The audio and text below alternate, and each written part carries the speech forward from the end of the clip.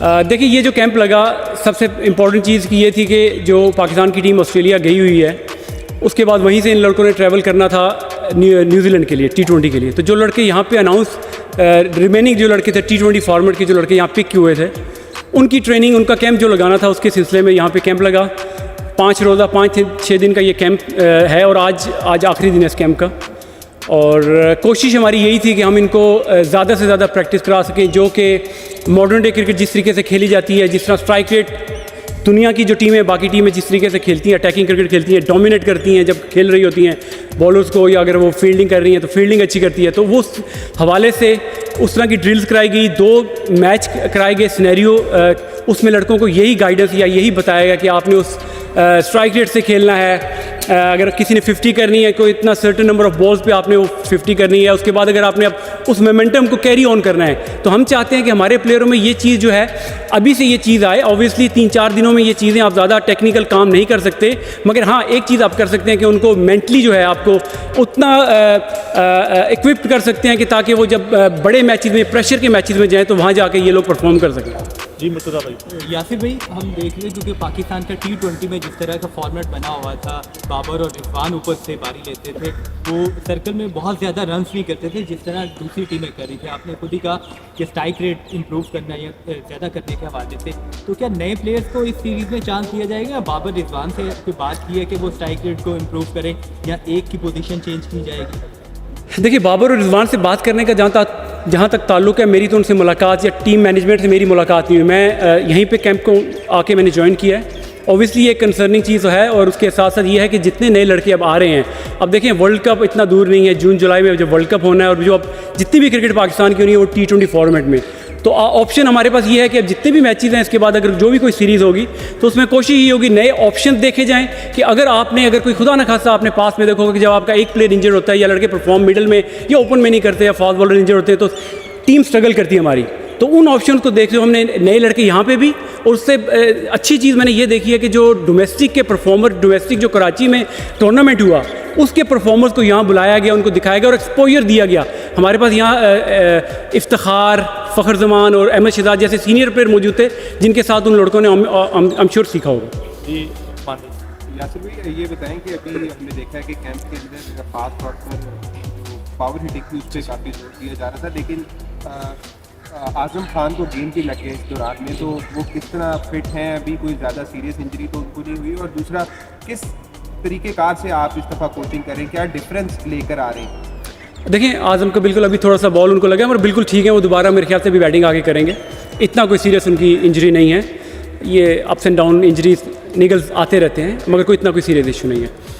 और दूसरा ये है कि मैंने जिस तरह आपसे पहले बात की कि देखें, शॉर्ट पीरियड कैंप जो था, इसमें आप ज़्यादा टेक्निकल, और T20 क्रिकेट जो है वो यही है कि आपने अपने लड़कों को इतना कॉन्फिडेंस, लोग बातें करते हैं कि लड़कों में कॉन्फिडेंस नहीं है।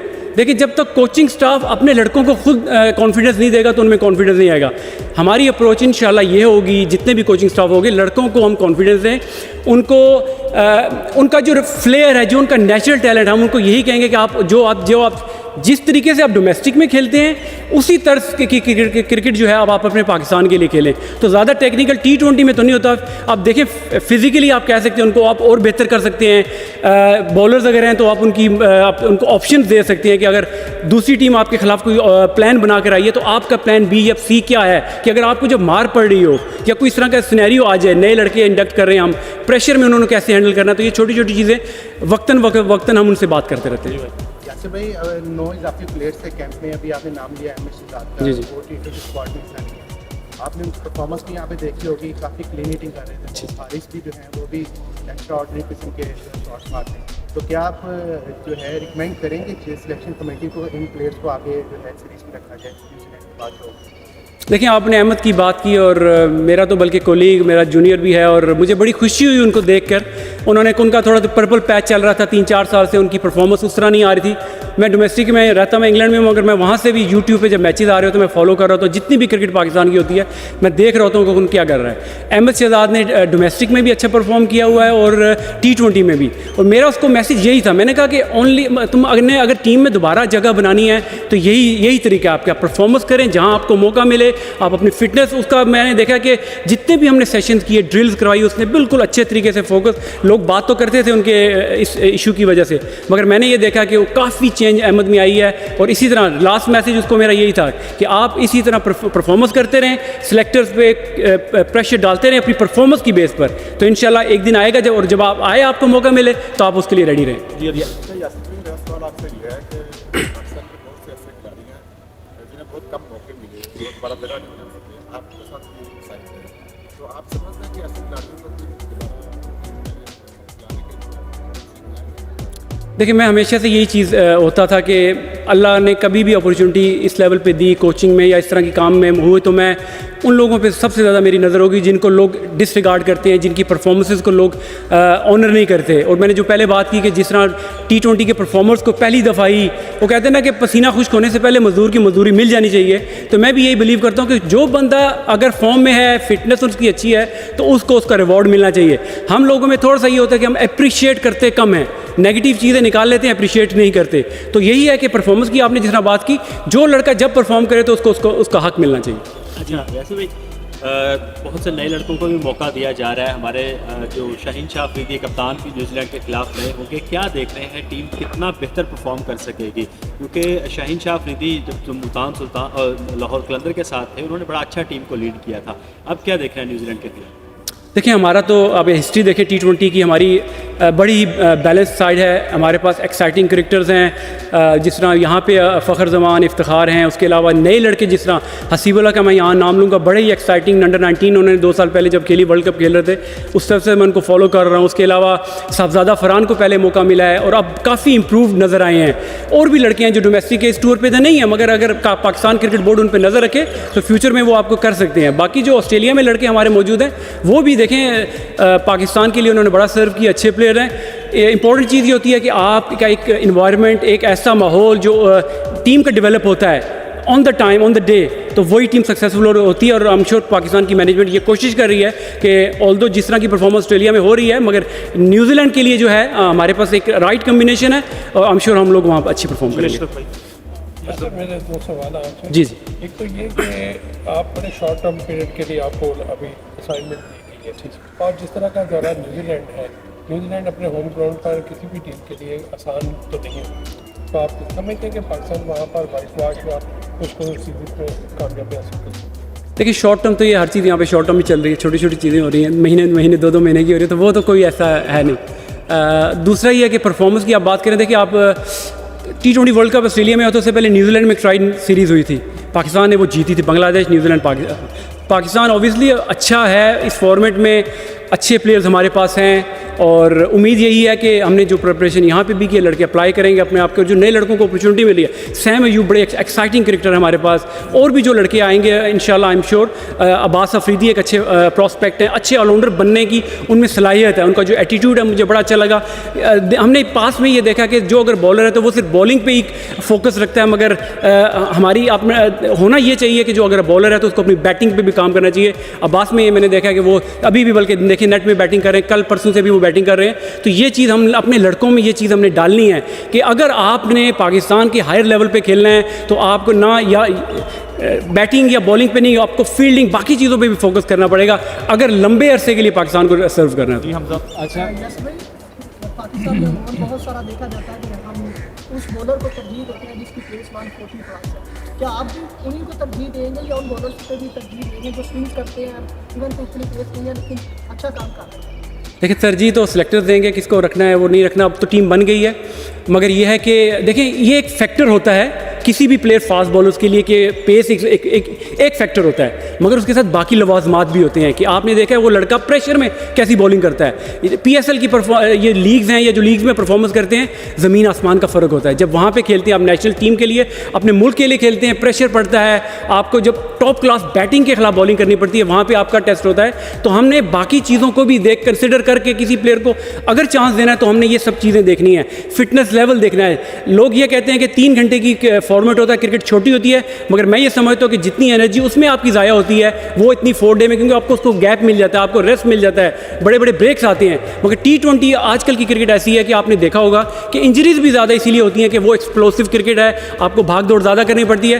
तो जब भी किसी प्लेयर को इंडक्ट करने की बात हो, खिलाने की बात हो, मेक श्योर करें कि वो सारे बॉक्सेस टिक करता हो, ताकि हमें फिर वो हम कहते हैं ना कि हमारे प्लेयर इंजर्ड क्यों होते हैं, तो वो चीज़ें हमें पहले डिसाइड करनी चाहिए।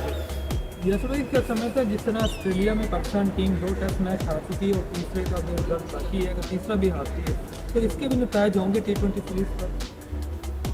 देखिए ऑब्वियसली ये होती है, ये माइंड में तो ये चीज़ आती है आपके प्लेयर्स के, मगर बड़ी टीमें, अच्छे प्लेयर, अच्छी मैनेजमेंट्स वही होती हैं कि जो इन बुरी परफॉर्मेंसेस से टीमों को निकालती हैं। बड़ी बड़ी टीमें, इंग्लैंड की टीम का वर्ल्ड कप में कितना बुरा हाल हुआ, मगर वो अब रीग्रुप कर रहे हैं, स्ट्रेटजीज बना रहे हैं, प्लानिंग कर रहे हैं। तो हमें भी यही है कि अब अगर वर्ल्ड कप में हमने बुरा परफॉर्म अगर हुई है, और अगर ऑस्ट्रेलिया में भी अल्लाह ना करे तीसरा मैच आ रहे हैं, अभी तो शुरू भी नहीं हुआ, अभी तो कल इंशाल्लाह जब भी शुरू होगा उसकी परफॉर्मेंस पे बाद में बात होगी। मगर बड़ी टीमें, बड़े प्लेयर यही होते हैं कि आपने अपनी जो हिस्ट्री है वो हिस्ट्री हो जाती है, पास्ट हो जाता है, आपने आगे देखना है, प्रेजेंट में रह के अपने आप स्ट्रेटजीज प्लान बनाते हैं, तो फिर आप सक्सेसफुल होते हैं। यासर भाई, आपने हाई परफॉर्मेंस कोच के तौर पे टीम को ज्वाइन किया जी। है और टीम को परफॉर्मेंस की बिना पर जिस तरह से खिलाड़ियों को तनकीद की जाती है, कप्तान को की जाती है, उसी तरह से कोचेस को भी तनकीद का निशाना बनाया जाता है। तो आप पर कितना प्रेशर है, क्योंकि दौरे न्यूजीलैंड मुश्किल है, और आप कितना बर्दाश्त कर सकते हैं तनकीद को? देखो भाई ने पहले ही कहा कि आप इतने छोटे टाइम के लिए आएंगे, तनकीद का टाइम ही नहीं मिलेगा।